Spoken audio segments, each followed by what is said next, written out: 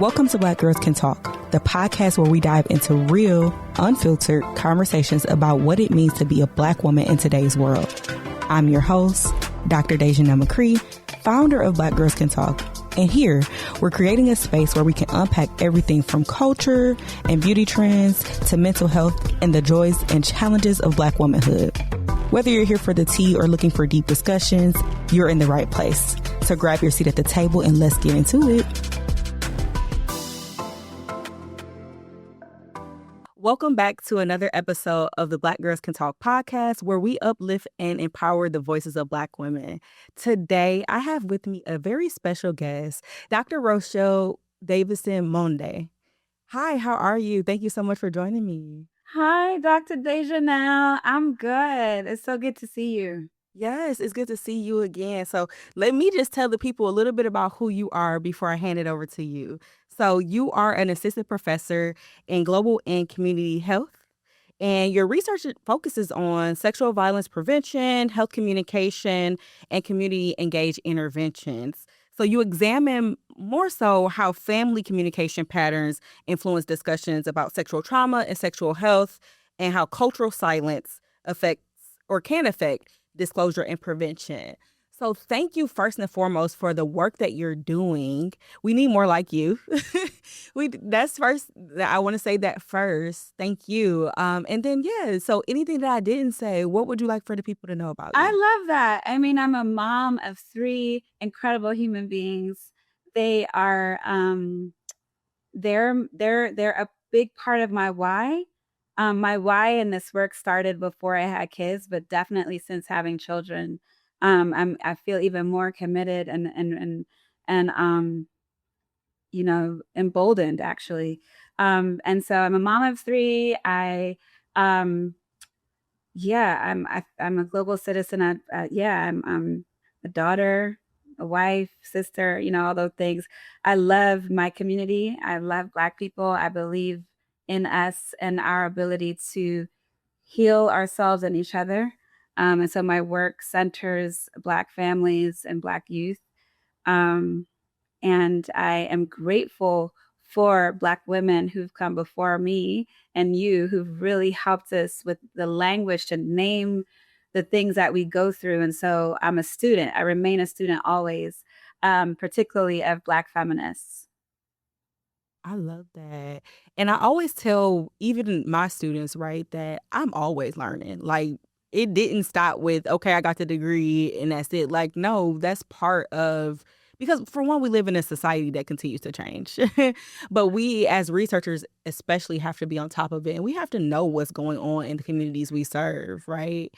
And so today we're talking about something that is true to both of our hearts, but I'm happy to have you on to speak to the family context.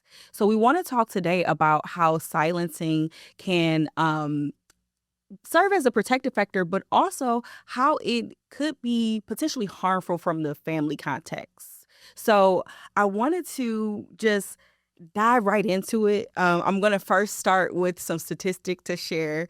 So first, we have nearly 44% of women in the U.S. have experienced some form of sexual violence in their lifetime.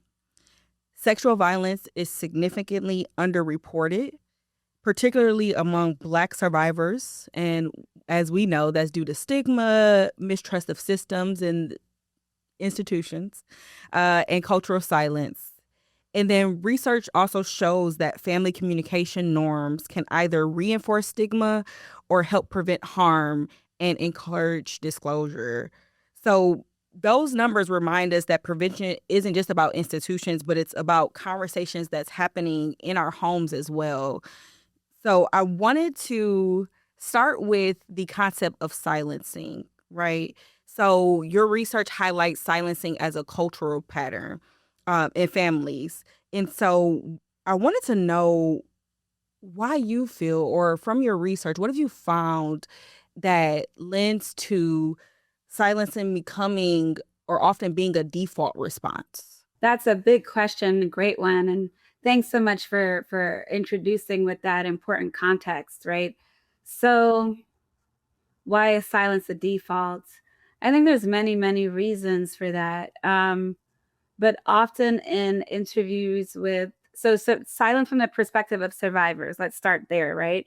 So in my research and other people's research, there's a lot of great research out there around this very topic. Silence happens a lot of times because what happened to me, I can't believe that it happened. So there's also like just that initial shock of like, what is this? And then there's shame, there's fear, there's, yeah, those are some of the big whys, right? But then when you break that down a little bit more, I ask the questions like, but where did the shame start? And why are we afraid of something that we didn't cause? Like, why are we afraid of talking about something that we did not cause? Like, we are the victim of that, or so my questions of why is what has led to the research that I do. It's like I wanted to understand why people were ashamed of being victimized by sexual assault. The reason why I wanted to understand that is because my family dynamic did not have that, which is very rare. So, for instance, well, the story that I always share is of my maternal grandmother who was open about her rape as a child that led to her having a baby, right? When she was 15 years old.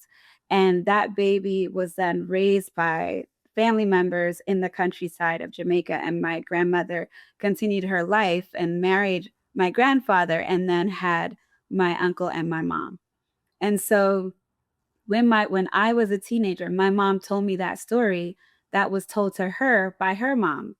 I realized that later on in life, like this is not a common thing where moms are telling their daughters or their children of family history of abuse and violence. That's something that we like to put underneath the table because it's shameful in society and heavily stigmatized, right? But my grandmother, to me, in a very courageous act, told my mom what happened to her, and it allowed my mom to be able to know her older sister who was a product of this, right? And to love her older sister outside of how society, which had shamed my aunt because of how she came into the world. And so my grandmother's expression of love came in that disclosure to my mom, which then came down to me. I never met my grandmother. She died before I was born, right? But I know that she was this brave woman. She wasn't just a victim, right? She survived, and she also taught her children about her story and how to protect themselves. So I I grew up talking about, the risk of sexual violence. It was something that my mom had talked to me about, and how to be mindful of it, how to pick up on signs where people were not safe, or, one, you're hearing all these things about like if you're a girl child, be careful of this, be careful of that. But I was never told that the way I dress could lead to assault. I was not told that. And I realized that that's kind of unique in certain family settings, right? But I was told, if anything happens, you have to tell me because I can help if anything happens. And I was told that, under no circumstances was I supposed to allow anyone to touch me or violate even just my space, not even getting close to my body. Like, and I was born in the 80s, right? And so when I talk to other my friends of the same generation, early 80s too, right? It's like this is not, they were like, my mom didn't tell me anything like that. And so I realized that silencing of these experiences, silencing of this topic was more common than I had experienced myself. And so I started to kind of investigate this because I was really interested in when I'm a sexual assault advocate in South Africa when I was living there and working with survivors and the intersections between sexual assault and HIV. That's where kind of this work came out of. But it was my personal experience and my family lineage that involved sexual violence that really made me want to investigate how can we have more disclosure within families that lead to healthy conversations?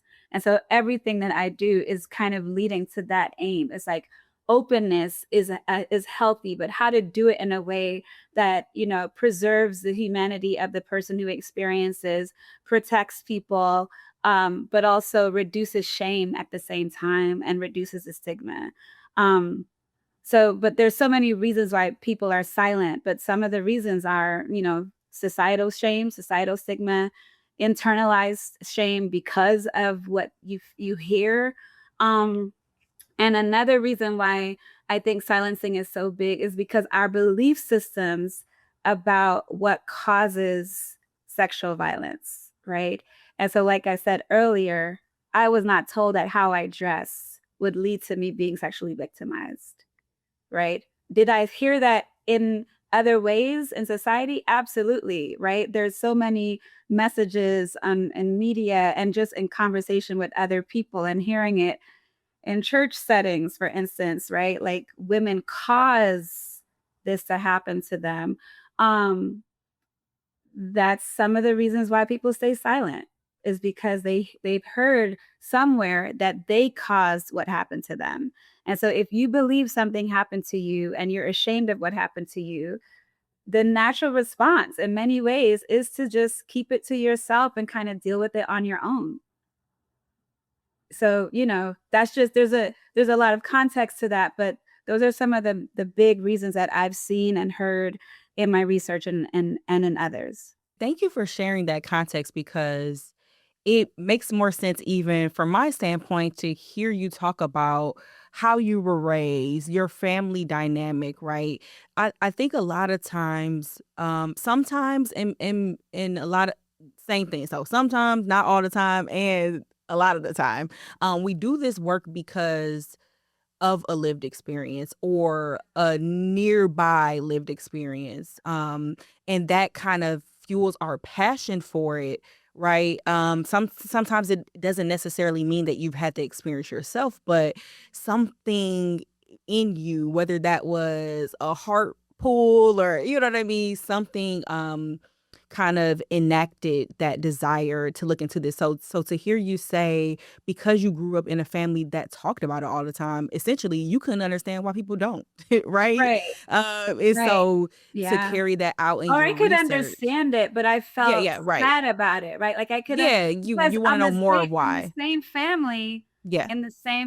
there was silencing in other ways, right? So not with my mom per se, but my larger extended family, there wasn't that openness. And you know, when you think about the statistics of almost one out of every two women, and it's even higher in some instances when you know sexual violence, the attempt of it, you know, you can almost say every woman has experienced some kind of attempt of sexual harm, right? I've definitely experienced attempts.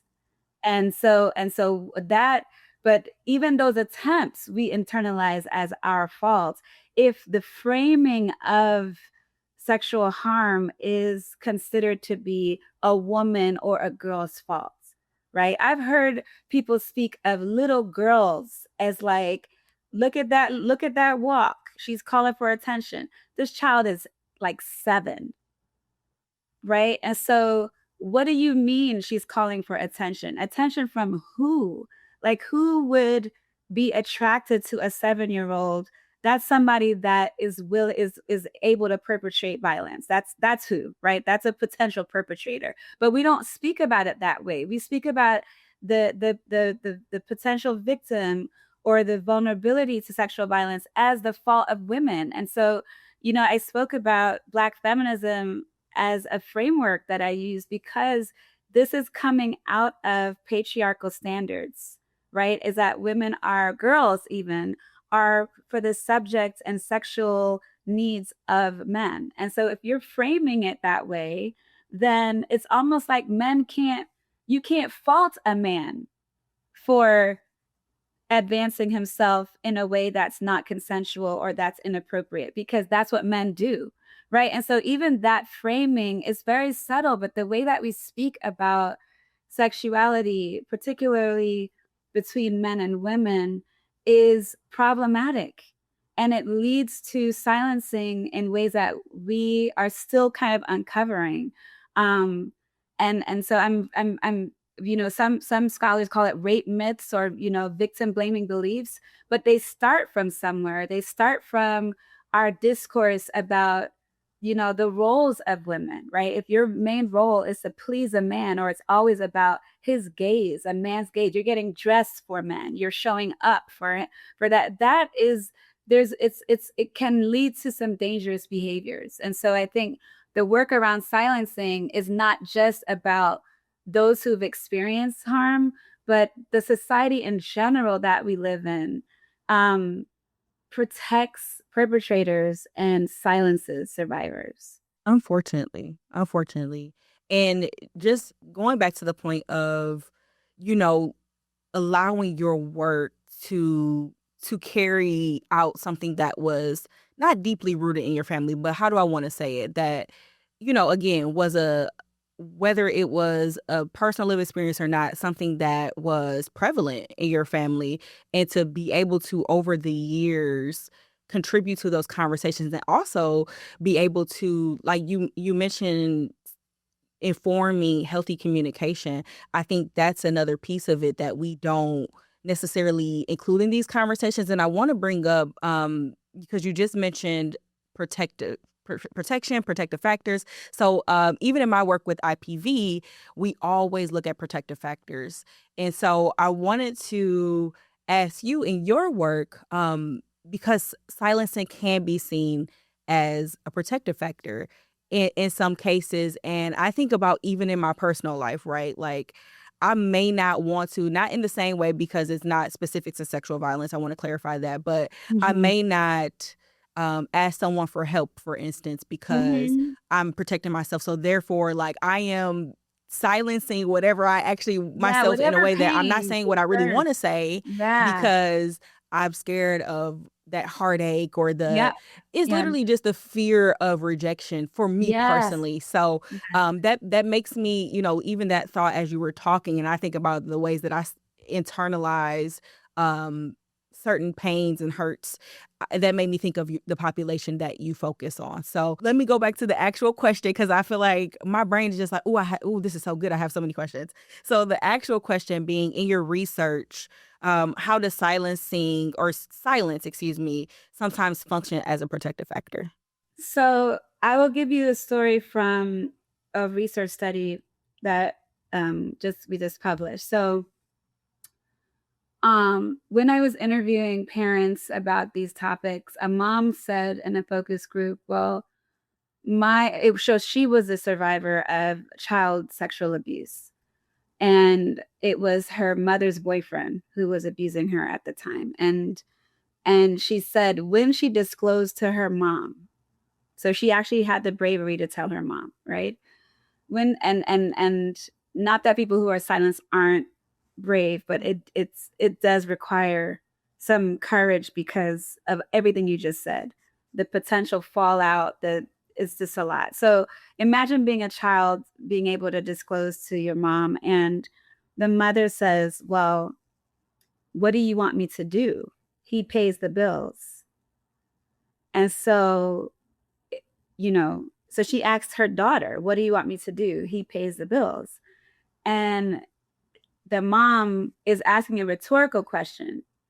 And so the way that my participant, the daughter, is recounting the story, she says that her mom then said, stay out of his way. You need to stop being fast, right?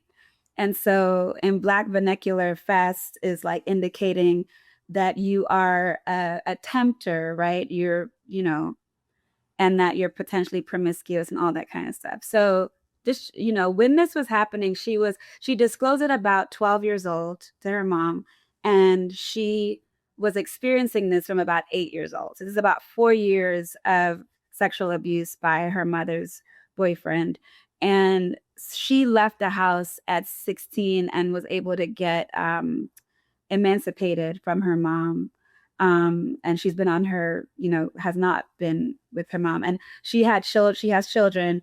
And she's like, those kids have never been near their grandmother because their grandmother, her mom, is not a safe person. From the daughter's perspective, right, the silencing was an additional harm to the sexual trauma that was happening during her childhood. So in that instance, the fact that her mom did not seek help, did not, find another way to make ends meet without having the abuser in the home with her daughter, that is harmful. There's just no ambiguity about that. From the mother's perspective, there's a financial constraint. And for whatever reason, she couldn't make ends meet.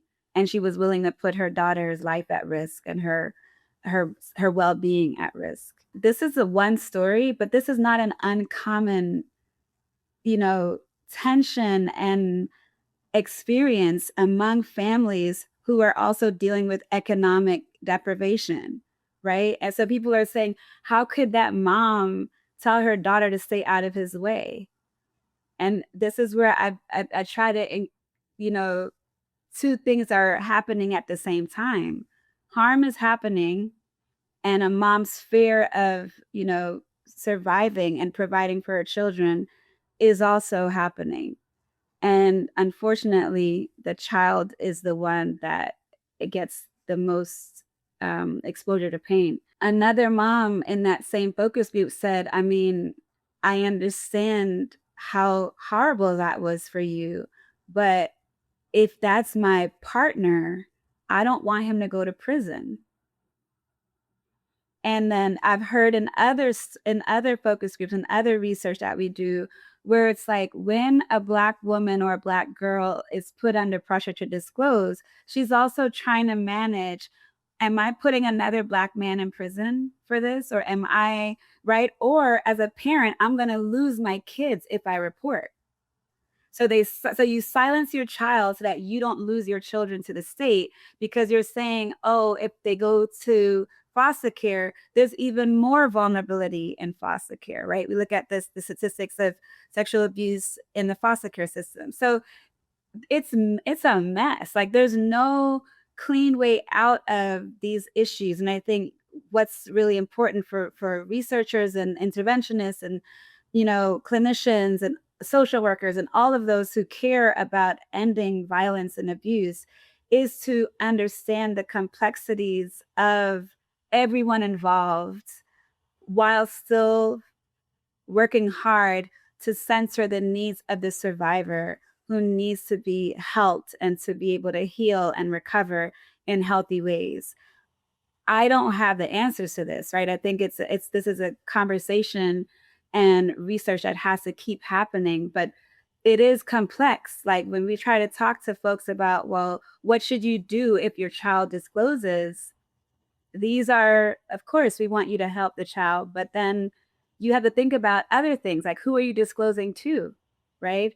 And does that disclosure help you in the future, or does it add more problems? And when you think about Black people interacting with the criminal legal system, we don't always get justice. So now you're putting survivors on the stand, right? Who have to then recount the issues over and over and over again. And what are the odds of that person actually being convicted of the crime? They're not high, right? And so silencing is not just not speaking. There's reasons behind not speaking. And sometimes silencing is not that you haven't spoken up, but that you spoke up and then you were told to keep it quiet. So there's so many elements to this idea of silencing that we have to unpack carefully and thoughtfully, and again keeping those who have been harmed at the center of these conversations and these programs that we try to develop, because really I have not seen in the many years that I've been involved in this kind of work an easy outcome or a peaceful one. Like it gets very messy, and the harm continues. And so another reason why, like you just said, I don't want to tell anybody about what I'm going through, because it's going to be too much. It's good. The fallout is too much. I got to involve the whole family. Now everybody going to look at me a different way. Now they're going to say, "Oh, I put their uncle behind bars," or it's just too much. And so it makes, in my mind, after doing this work for such a long time, I understand why survivors don't speak up. I really, really do. Like, even to say that I've had, you know, attempts of perpetration, people are like, well, what happened? Where were you? And now I got to go back and think about what that was like. I don't want to. Not with you. You know what I'm saying? Like, there has to be safety. There has to be reasons for why would I disclose that? How is that going to help me? And so I don't always, and a lot of advocates and those who work in rape crisis centers, they don't promote disclosure in the typical sense of like a formal disclosure. Not all the time. It's like, well, how do we help you first? Our first desire is, what do you need? You've come to us and spoken to us. So how can we help you right now? And then if you want to take this to the courts, or if you want to, disclose to formal authorities, then we can do that. But what we've seen happen more often is that people want recovery in a way that's not going to involve formal authorities. And so that's why I focus on the family so much, because a lot of survivors say, well, I just want my mom to love me. I don't like the way that she reacted to what I said to her. Now she's judging me and blaming me. I just want her to support me. I just want her to not look at me as if I'm the one who caused this. They don't even get that far to the police, right? They just want to move on, and they just want to be loved by the people that are closest to them. And so when I think of the family setting, I think of it as preventative, sure, with conversations and education and openness about these issues. But I also think of it as sites for really important support structures. And how do we help our families do a better job at supporting the ones that have been harmed? I know that was a mouthful. I'm sorry. No, you're fine. And I'm just thankful that you shared real life responses through your research and real life stories, because I think a lot of times we feel like that some of those things only happen on TV. But it's like, no, people Yes, live through that every single day, right? right. So thank you for providing that real world context. And also, as you were talking, I was just thinking about the concept that prevention starts at home. And so I'm wondering, from a family aspect standpoint, context, whatever word you want to use there, um, how do you feel that communication patterns within the family can shape how survivors may disclose, how they view safety, as well as consent? Like, how does, because you spoke about, having a family that did talk about it. So how do you believe those that dynamic, in a sense, could shape those communication styles? Yeah, that's a great question. So I'm going to reference some work that I was doing with young people who were survivors of sexual trauma, and also supporters of someone who experienced sexual trauma. And so in those interviews, the patterns that we saw come out was that oftentimes, when someone, like, disclosure happens between friends more often than it happens between anyone else.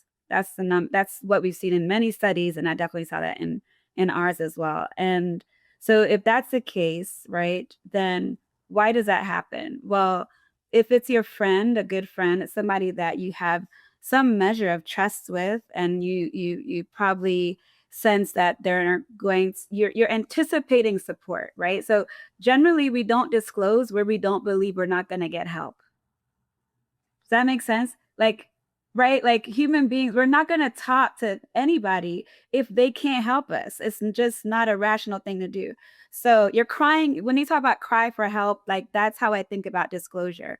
So, and what kind of help do I need, right? So when we looked at what survivors are really looking for, is somebody just to sit with them in that pain and that moment, in the process of healing, not necessarily to tell them what to do next. They did not want that, which is why the peer disclosure happens more often, is because it's not, you don't want a parent to come in and swoop in and save the day, or you don't want a father to say, I'm gonna go kill that. right person, right?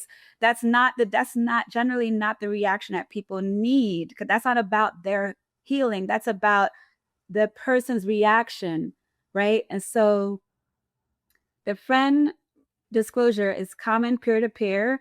And those friends that provided support, they talked about providing three key things: being non judgmental, not asking too many questions, and not telling them what to do next. And so when you look at that sort of green light behavior, um, I believe we can teach that. I believe that we can be trained to do that, right? And so as I'm learning from these people that provided support, and I asked them, like, why do you think that person spoke to you? Some of them said, well, I disclosed my experience first. And so it may not even be disclosure of sexual trauma, but it can be disclosure of some kind of pain. So we're now bonding. It's, you have the term trauma bonding, which is a clinical challenge. So I'm not talking about that. We're talking about building intimacy off of mutual disclosure. And so, and building that trust. And so that's sometimes the context is like, yeah, they felt like they could trust me, so they told me. And when they told me, I didn't ask them what happened. I just let them talk, and um, I tried not to judge them. And so when we get behind what makes people judge, it goes back to that belief system before, around what shapes our belief systems around sex, around the role of a man, around masculinity ideas about, you know, can a man even, um, does he have control over himself when something starts, right? Because we know most sexual trauma happens with people we know. It's generally not the stranger in the dark. But we have these ideas that men can't control themselves. Like, oh, maybe he didn't realize he was going that far. It's like, wait a minute. This is another human being who has capacity to control themselves just like someone else. So why are we not holding people responsible, right? Um, but these are the things that shape the disclosure environment. And so we can help parents to understand that, work at being non-judgmental. That's really, really hard for parents. I'm a parent. It's hard. Work at not trying to save the day. That's another hard thing for parents to think about. And sitting in the pain with the person and letting them lead their own recovery process is also really, really difficult. I don't think it's impossible, but these are difficult um, needs that we would have to change patterns of how we talk and how we communicate in order for us to be safe spaces. But I've met so many parents who believe that they can do this and who want to do this. And it's just a matter of learning how to do it and being supported on that journey as well. Absolutely. Absolutely. Informal supports, even in my research, right? That's why when you said that, I'm like, Yes. absolutely. Yeah. And I just presented on that last week actually, at a scientific conference. But most people were like, I've told my friend X, Y, and Z. I told my friend stuff that I've never told my family members, Oh, because to yeah. your point, Yeah. we go to our friends when we want to talk about anything, and Hmm. typically they're listening. Sometimes they will give us a leave him girl, but Right. they Right. also know, like, I ain't here for all that right now, so I'm Hmm. just here to tell you And you'll event. ask. I So mean, generally, you'll ask when you want guidance. It's like, what do you right. think I should do? Yep. Right. And Yep. so Yeah. children will ask their parents, like, what should I do next? Because they may not know. Like Yeah. that, like Yeah. the participant in that other studies, like she went to her mom, even when she probably could feel intuitively, instinctively, like her mom not going to be able to help her. But she Right. still cried out for help because it's her Yeah. mom. And so Yeah. we see that among, especially when the trauma happens to young people, they desire to talk to their guardian, their caretaker, their parent. They actually desire to disclose to the adult in their life. The adults just have to be ready and prepared to be as supportive and healthy as possible, and not try to take over what that should look like next. Oh, I'm gonna report this. I'm calling, like, so, because that's another extreme. You have the extreme where the parent silences, they're silencing in different ways, right? silences and says, just stay away from the perpetrator. But you also have a silencing, which is like, I'm going to take over what your recovery should look like. There's taking that agency away, and the person already has been stripped of agency by the virtue of the trauma, right? Like it happened without consent. And sometimes a child is a child, so they don't have the age of consent. So again, silencing is not just not speaking, it's also limiting somebody's ability to act in a way that's going to be for the benefit of their health and well-being. And I think of it in this broad structure. And so how do we approach that is through helping parents and caregivers think through their own reactions and their own communication about this issue. But I believe it's possible, right? I think the work that you're doing is amazing on campuses. And Thank so, you. but imagine like we're teaching all these students how to respond and how to be supportive, but then they still go home for Thanksgiving, summer breaks, and so are they going home to an environment where their parents are open and safe to have these tough conversations? Not all the time. You know that, a lot of the times that the act itself can silence people. And so when you don't see your child being able to speak to you anymore, and you're like, oh, we used to have such a great conversation. We used to have such, warm conversation. You don't know what could have happened to him or her. Because that's another thing. We tend to think that this is only about young women, but young boys disclose even less. Men disclose even less. And so how do we create open and safe environments? I think it starts with that initial conversation as young people with your child. None of this could ever be your fault. If somebody violates you, it's never your fault. There's nothing that you could do or to say that you have brought somebody in, right? This idea of provocation is very dangerous. So we have to be very clear about how we're speaking about these things, and think about even the way we reference pop culture issues, right? The way that we talk about the Diddy's and the others who have been I who are perpetrators of violence. Like, how are we speaking about these things? Because the children are listening. And if they hear us making excuses for perpetrators and this happens to them in the future, why would they tell you you're not safe? You know what I'm saying? Like, why would they disclose that when they heard how you referenced the woman who was brave enough to speak up? You called her, what are the references that we use, right? Like, just trying to get a black man down, right? So it's her fault for speaking up, right? So we have to be careful because children are listening and they make really good decisions about who is safe and who's not safe based on how we talk and what we say. So that's one of the big aims for me, is to really encourage parents to be mindful of how we are framing this conversation and our own belief systems and our own trauma that sometimes influences how we shape the conversation or how we shut down the conversation. Absolutely. Absolutely. Thank you for adding conversation to that question, because it's more than just, to your point, is more than just my work that starts with the students. It's about the familial aspect as well and what Yeah. happens thereafter. So thank you for bringing or shedding light onto that. Before we get into or transition to closing, I wanted to transition to a segment that we call the rundown. So if you're familiar with the game of this or that, I'll give you two options and you can only choose one. Okay. But so we will, it's just like a Spitfire, this or that game. So you ready? Yes. Okay. So awareness campaigns or community conversations. Ooh. And the that is the preference, right? Whatever I choose is what I prefer. Correct. Is that the okay? Yes. Community Okay. conversations.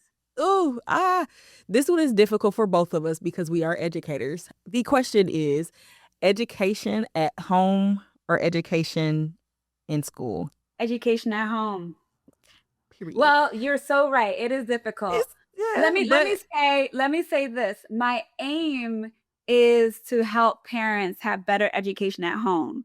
Because if you leave it to the schools, especially public schools, are dependent on our political system. And so the political system can silence all kind of stuff. We see that happening. And so why would you leave that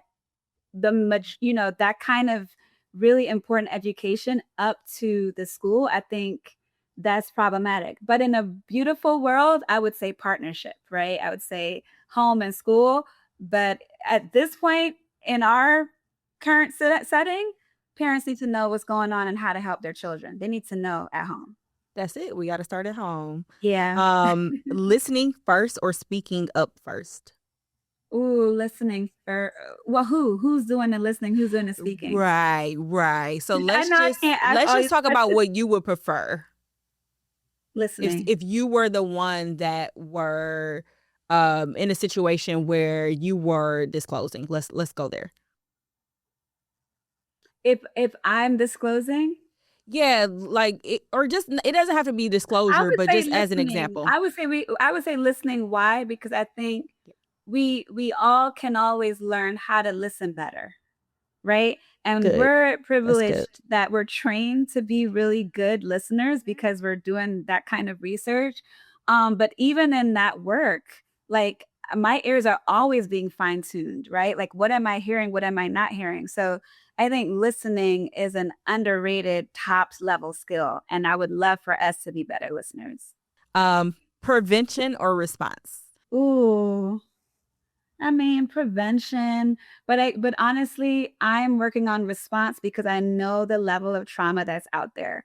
And so I really want us to get better at responding and not leaving response up to formal spaces, but getting better at responding informally, like at home in our communities. Yes, amen. Okay, last one, digital activism or grassroots organizing? Ooh, I I know. just made this shift. I just made this shift. Yes. I'm a grassroots girl to the bone, right? Like Yeah. this is where you see stuff happening. But I mean, there's a whole world like the virtual world is where most of us live most of the time. Our interactions are virtual. So I would say virtual now. Okay. Yeah. Understood. Times are changing. It's definitely different. We not as foot on the ground or boots on the ground because we could do it from our computers and we might find more people that way. Also, Now in this world, sometimes. yeah, exactly. And there's sexual harm happening in virtual Yeah, spaces correct. that we can be aware of and actually kind of try to um protect. So I just it's just new, right? Right. That's where I I am. I'm know. like an old millennial, but so grassroots feels more tangible, but I would say that for this generation and continuing, we need to know how to do digital and be very good at it. Yep, we got to change with the times and as well as educate ourselves, like we mentioned earlier. So before we get out of here, I wanted to ask you if someone who was listening heard nothing else you said, what is like one sentence, one thing even that you would want them to take away and or for our allies to hear, or anyone who's an ally of a Black woman and or a survivor? That's a great question. And I didn't prepare for this, so No, you're good. Just good, I think good, this is like an good. elevator pitch question, right? It's not like, what's your one it feels a little bit more meaningful the way it feels more meaningful the way you said it. So, I would love for people to take away that even if you don't understand somebody's pain and their trauma, they're still worth listening to. They're still worth holding space for. And if we seek to be a compassionate community, um, we don't need to dissect people's pain. We just need to listen and we need to be available for the support that they need. That's it. So good. See, you got that one. No, no, I love that because it brings it back to listening. us listening is what is going to turn, I hope I should say, it's what's going to turn the experiences of survivors around. Because the point is that a lot of individuals are self-silencing because they don't feel that they can talk, or maybe they don't feel heard, or maybe they simply don't feel like someone is listening. So thank you for sharing your like takeaway, because it is so important. Everything you've said is important. It's Aw, equally important for us to listen to yeah, people, and not just in this context, whether someone's a survivor or yeah, not. Listen exactly. to people, Yeah, because one, people have something to say, but two, they might just need you. Something exactly. is something that they are sharing. It may be the only time they've shared it. You just never know. So if someone is coming to you, please lend a listening ear. Yeah, more. Sometimes that does not include, like you said, we're trained. However, I want the world to understand that sometimes don't say nothing back, baby. Just Mm-mm. listen. Just I'm listen. here. Unless, sometimes I wait for the prompt, like, okay, is it my turn, or do you want me to, Right. you know, Yeah, sometimes you have to ask. But a lot of times people just want to be heard. that's So it. it's our That's job to listen. So we definitely want to make sure we let people know how to find you. So where can we find you? Okay, so our lab website is hopehealthcom at .org, and then our Instagram is Hope Health Community, and that is the page for our community podcast. And I think that's it. I think that's the level of handles, and then the other kind of regular stuff, LinkedIn and, work website. But yeah, I think if folks interact with the Instagram page and the podcast, I think they'll see more of the community kind of work that we try to do. Yes, yes, yes. So thank you for sharing your handles. Make sure you all go follow Dr. Rochelle.